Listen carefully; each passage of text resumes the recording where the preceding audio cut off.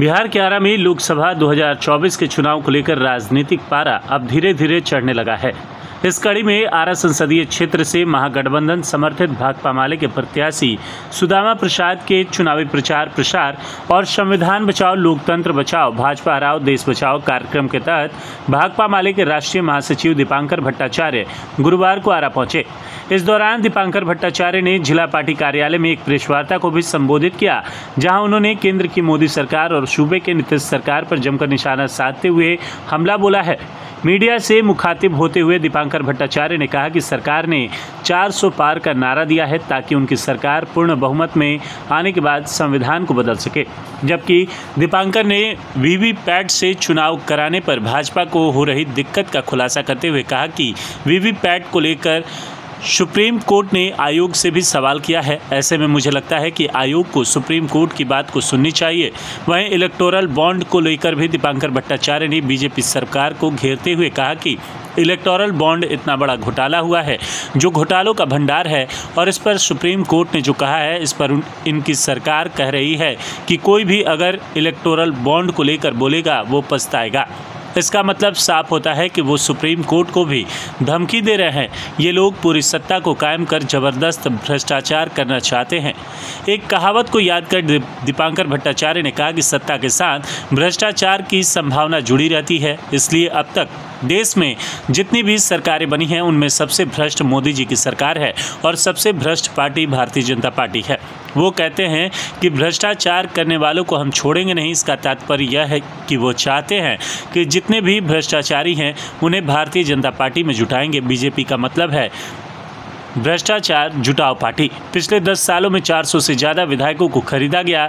दूसरी पार्टियों के 25 बड़े नेताओं के ऊपर मुकदमे चल रहे थे, जिन नेताओं को भाजपा में ज्वाइन कराया गया।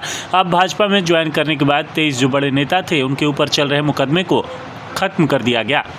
इधर लोकसभा 2024 चुनाव को लेकर दीपांकर भट्टाचार्य ने कहा कि पूरा देश यह महसूस कर रहा है कि यह सामान्य चुनाव नहीं है। अगर हम तुलना करें तो यह चुनाव 2004 के चुनावी माहौल जैसा है। उस समय एनडीए की सरकार थी, उस समय नरेंद्र मोदी गुजरात के मुख्यमंत्री थे और अटल बिहारी वाजपेयी जी देश के प्रधानमंत्री थे। अमित शाह गुजरात के नेता और लाल कृष्ण आडवाणी जी देश के गृह मंत्री थे। उस पूरे दौर में देश ने देखा कि एक तरफ गुजरात में जनसंहार हो रहा है, किसान आत्महत्या कर रहे हैं और सरकार प्रचार कर रही थी इंडिया साइनिंग का।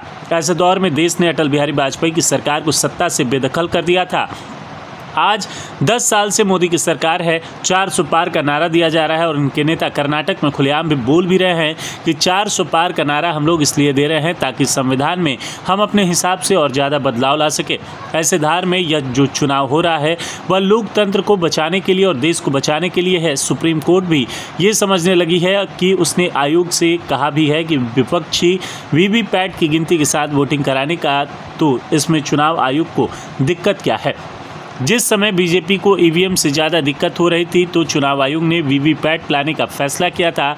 ये जनता के हित और हक की बात है कि जो वोटर अपना मतदान करेंगे वही अपने मत का वेरीफाई करेंगे कि जिस पर उन्होंने वोट किया है उनका वोट उस जगह पर अकाउंट हुआ है या नहीं।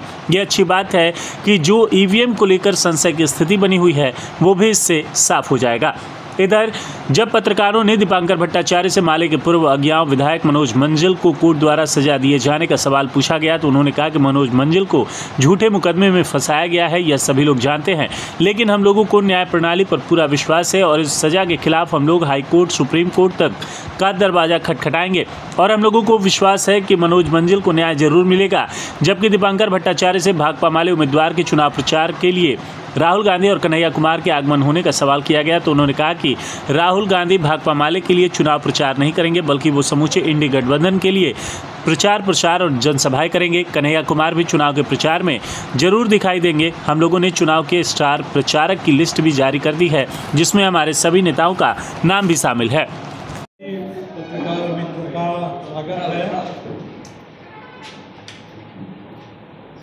चुनाव का मौसम है, दूसरे चरण का नामांकन भी शायद अब खत्म होने वाला है। आरा में आखिरी चरण में चुनाव है, तो आप सबको जानकारी है कि बिहार में माले को इंडिया गठबंधन के तहत लोकसभा की 3 सीटें मिली है चुनाव लड़ने के लिए। और 3 में से 2 सीट शाहबाद में है, आरा और काराकाट।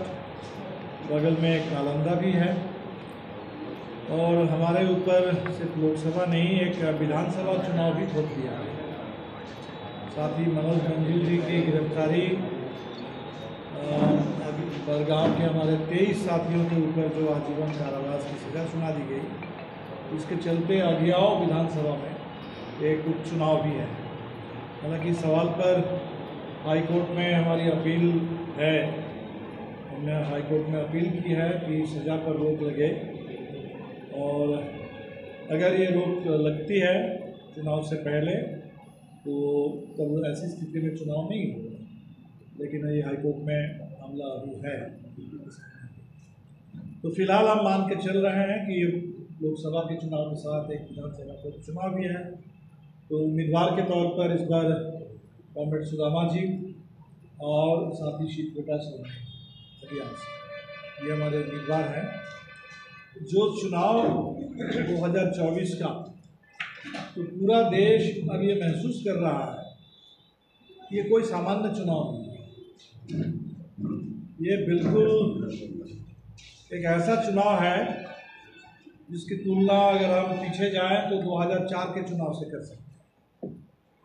2004 में पूरे देश में जो हालात थे, एनडीए की सरकार थी, उस समय मोदी जी गुजरात के मुख्यमंत्री थे और अटल बिहारी वाजपेयी देश के प्रधानमंत्री थे। अमित शाह तब गुजरात के नेता थे और लालकृष्ण आडवाणी जी देश के गृह मंत्री थे। और उस पूरे दौर में जब देश ने देखा कि एक तरफ गुजरात में जनसंहार हो रहा है, किसान आत्महत्या कर रहे हैं और सरकार प्रचार कर रही है कि इंडिया शाइनिंग, तो ऐसे दौर में देश ने अटल बिहारी वाजपेयी की सरकार को सत्ता से बेदखल कर दिया। उस समय ये सोचना कठिन था। आज 10 साल से मोदी जी की सरकार है और इस सरकार ने 400 पार का नारा दिया है।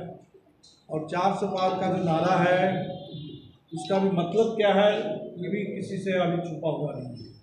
खुलेआम इनके कर्नाटक के नेता बोल रहे हैं कि 400 से ज़्यादा बहुमत हमें इसलिए चाहिए ताकि संविधान में हम और ज़्यादा अपने हिसाब से संविधान को हम बदल सकें। तो ऐसे दौर में जो चुनाव है ये देश में लोकतंत्र को बचाने के लिए, संविधान को बचाने के लिए चुनाव। सुप्रीम कोर्ट भी अब समझने लगा है। चुनाव आयोग से सुप्रीम कोर्ट ने कहा है कि 100% वीवीपैट की गिनती की जो मांग विपक्षी दलों ने की है, इसमें चुनाव आयोग को दिक्कत क्या है।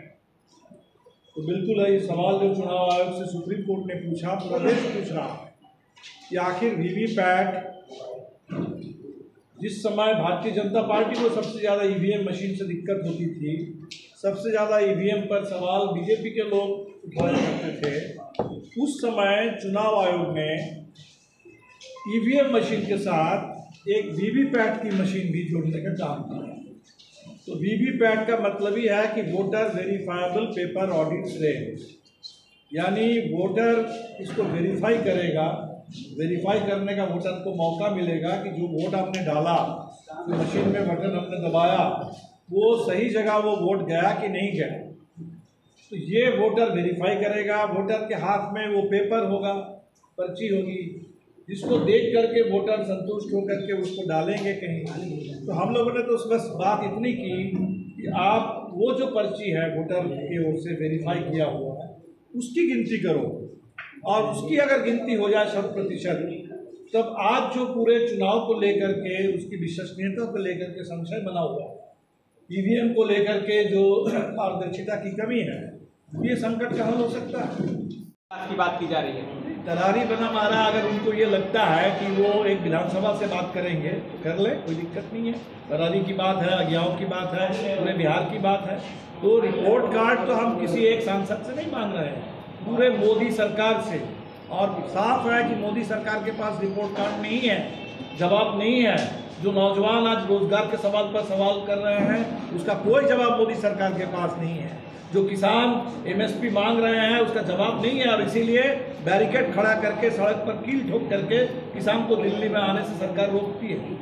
जो महिलाएं इस समय देश में सुरक्षा और सम्मान की मांग कर रही है, उनका कोई जवाब नहीं है। ब्रिजभूषण शरण सिंह के बारे में कोई जवाब नहीं है। इस समय पूरे बलात्कारियों का संरक्षण भारतीय जनता पार्टी के बारे में ही तो है कि बलात्कारी जुटाओ पार्टी और भ्रष्टाचारी जुटाओ पार्टी। तो ये जो पूरे भारतीय जनता पार्टी का पूरा स्वरूप उजागर हुआ, इसके बारे में कहीं कोई जवाब नहीं है। तो जवाब उनके पास नहीं है, तो चुनाव में जनता जवाब तो जरूर मांगेगी। अच्छा, क्या लग रहा है आपको 2024 के चुनाव के बाद आगामी जो चुनाव आने वाले हैं 2029, क्या हो पाएगा? अभी तो देखिए 24 का चुनाव है, जिस तरीके का आपके कांग्रेस पूरे देश के अंदर सवाल खड़ा हो गया और चर्चा इसलिए चल पड़ी है कि ऐसा चुनाव तो पहले हमने कभी नहीं देखा था कि एक चुनाव शुरू हुआ और दिल्ली के मुख्यमंत्री को आपने जेल में डाल दिया। आपने जेल में डाल दिया किसी एक आदमी के बयान के आधार पर, और जिस आदमी के बारे में अब साफ पता चल गया है कि उनके शुरुआती बयान कुछ थे, बाद में उनको जब जेल में प्रताड़ित किया गया, प्रताड़ित करने के बाद उनको मिला लिया गया अपने साथ, और उसी आदमी ने, उसी कंपनी ने 55 करोड़ जो कह रहे हैं कि मनी ट्रेल कहाँ है, तो 55 करोड़ भारतीय जनता पार्टी को उसने दिया। ये तो बिल्कुल साफ है। इस समय देश में जिस तरीके से चुनाव कराए जा रहे हैं, ये चुनाव में जो दो चीज़, वोटर का भरोसा, ये महत्वपूर्ण है। दूसरा लेवल प्लेइंग फील्ड, कि देश में स्वतंत्र और निष्पक्ष चुनाव हो और निष्पक्षता दिखे। जो चुनाव आयोग भी, हम देख रहे थे राजीव कुमार जी उस दिन कह रहे थे कि बिल्कुल लेवल प्लेइंग फील्ड होना चाहिए, लेकिन लेवल प्लेइंग फील्ड को दिख नहीं रहा। बिल्कुल दिख रहा है कि चुनाव को हथिया माने पूरी तरह से हड़प लेना चाहती है भारतीय जनता पार्टी। तो चुनाव को हड़पने की जो पूरी कोशिश है, देश की तमाम संस्थाओं को रोकने की कोशिश है, तमाम जो विपक्ष के दल है उन दलों को प्रताड़ित करने की जो कोशिश है, इससे साफ है कि सरकार नहीं चाहती कि चुनाव स्वतंत्र हो और निष्पक्ष हो। और इसलिए लोगों के मन में ये आशंका है कि मोदी सरकार अगर तीसरी बार लौट कर आ गई तो बचा खुचा लोकतंत्र भी नहीं बचेगा, बचा खुचा संविधान भी खत्म हो जाएगा। और इसीलिए ये देश के जनता इस बार के चुनाव को बिल्कुल जैसे 77 का चुनाव था, जैसे 2004 का चुनाव था, लोकतंत्र को बचाने के लिए, कॉर्पोरेट लूट के खिलाफ, संविधान के पक्ष में जनता जनादेश देगी। आगे क्या लगता है आपको चुनाव आयोग को दिक्कत क्या है? तो हमें लगता है कि चुनाव आयोग को भी इस बात को समझना चाहिए और वीवीपैट की 100% गिनती होनी चाहिए। इलेक्टोरल बॉन्ड, जिसके बारे में सुप्रीम कोर्ट ने साफ कह दिया कि संविधान विरोधी कानून है, और एक इतना बड़ा घोटाला उजागर हुआ है जो सिंगल एक घोटाला नहीं है, बल्कि घोटालों की भरमार, घोटालों का भंडार है। वो घोटालों का एक तंत्र था इलेक्टोरल बॉन्ड। और ये हैरानी है कि पूरे देश में सुप्रीम कोर्ट ने कह दिया, पूरा देश अभी इस समय इसको लेकर परेशान है कि इतना बड़ा घोटाला हो गया है देश में। लेकिन नरेंद्र मोदी जी चुनाव में आप बोल रहे हैं कि जो लोग इलेक्टोरल बॉन्ड के खिलाफ बोलेंगे उनको पछताना पड़ेगा। तो हमें लगता है कि ये सुप्रीम कोर्ट के लिए एक तरह से कहिए तो धमकी है कि क्या सुप्रीम कोर्ट ने गलत कुछ कह दिया। तो इस समय में ये भी बात बिल्कुल देश के सामने उजागर हो गई कि ये सरकार न सिर्फ इनके पास ये पूरी सत्ता चाहती है, लेकिन पूरी सत्ता पर जो कब्जा है उसके बल पर ज़बरदस्त भ्रष्टाचार भी इस समय हो रहा है। तो जो अंग्रेजी के बहुत पुराने चर्चित कहावत है, power corrupts, absolute power corrupts absolutely, तो सत्ता के साथ भ्रष्टाचार की संभावना जुड़ी रहती है। और इसीलिए बाबा साहब अम्बेडकर ने इस देश में संविधान लिखते समय इस बात पर उन्होंने जोर दिया था कि हिंदुस्तान में एक संसदीय लोकतंत्र हो, ताकि जो सत्ता है उसके ऊपर जनता का नियंत्रण हो, निगरानी हो, संसद में सवाल जवाब हो, मीडिया सवाल जवाब करे, जो तमाम संवैधानिक संस्थाएं हैं उन संस्थाओं की ओर से सत्ता के ऊपर एक नियंत्रण और निगरानी की पूरी व्यवस्था हो। हम देख रहे हैं कि ये पूरे नियंत्रण और निगरानी की जो पूरी व्यवस्था थी, इसको केंद्र की सरकार वो लगातार ख़त्म कर रही है। और जब पावर एब्सोल्यूट हो जाएगा तो एब्सोल्यूट पावर और एब्सोल्यूट करप्शन, ये दोनों जुड़वा भाई हैं, एक ही सिक्के के दो पहलू हैं। और वो एब्सोल्यूट करप्शन देश के अंदर अब पूरा बिल्कुल दिखने लगा है। इसलिए आज ये बिल्कुल साफ है कि अब तक के देश में जितनी सरकारें बनी हैं उनमें से सबसे भ्रष्ट सरकार मोदी जी की सरकार है, सबसे भ्रष्ट पार्टी भारतीय जनता पार्टी है। और जो कहते हैं कि हम भ्रष्टाचारियों को मिटा रहे हैं, भ्रष्टाचारियों को हम छोड़ेंगे नहीं, तो दरअसल वो कहना ही चाह रहे हैं कि भ्रष्टाचारियों को हम छोड़ेंगे नहीं और सारे भ्रष्टाचारियों को हम जुटाएंगे भारतीय जनता पार्टी में। और इसीलिए सही बिल्कुल लोगों ने कहा है कि बीजेपी का मतलब भ्रष्टाचारी जुटाओ पार्टी, भ्रष्टाचारी जुटाओ पार्टी है। चारों तरफ से, देश के हर कोने से भ्रष्टाचारियों को पिछले 10 साल में 400 से अधिक विधायकों को खरीदा गया दूसरी पार्टियों के। 25 बड़े नेताओं के ऊपर मुकदमे चल रहे थे, जिन नेताओं को भाजपा में ज्वाइन करवाया गया। और भाजपा में ज्वाइन करने के बाद 23 नेताओं के ऊपर जो केसेस थे वो सारे केसेस खत्म हो गए। हाल ही में सबसे ज़्यादा प्रफुल्ल पटेल के बारे में आपने देखा होगा कि सीबीआई ने उस केस को अपनी हमारी चल रहा है आप लोगों के ऊपर भी, यानी कि कांग्रेस के ऊपर में और उसके बाद कम्युनिस्ट पे आयकर विभाग में जिस तरीके से छापेमारी कर करके करोड़ों रुपये लगा, हजारों करोड़ की बातें जो कही जाती है, उसमें क्या लग रहा है सर कि आप लोग के पास कोई धन भी नहीं है? नहीं, हमें बिल्कुल ये लगता है कि पहली बार देश में जनता की आवाज़ जब बुलंद होने लगती है तब थोड़ा संवैधानिक संस्थाओं को भी एक बल मिलता है। अभी हम देख रहे हैं कि देश में जिस तरह से किसानों का आंदोलन खड़ा हुआ, पूरे ईवीएम पर आंदोलन खड़ा हुआ, नौजवानों का आंदोलन खड़ा हुआ, तो हम देख रहे हैं कि सुप्रीम कोर्ट भी आप पूरे, चाहे इलेक्टोरल बॉन्ड पर हो, ईवीएम पर हो, सुप्रीम कोर्ट भी ईडी के ऊपर सवाल करना हो, सुप्रीम कोर्ट से भी सवाल उठ रहे हैं। और उससे कोर्ट को भी बल मिलता है जनता से, और जनता को भी सुप्रीम कोर्ट से जनता को भी ताकत मिलती है।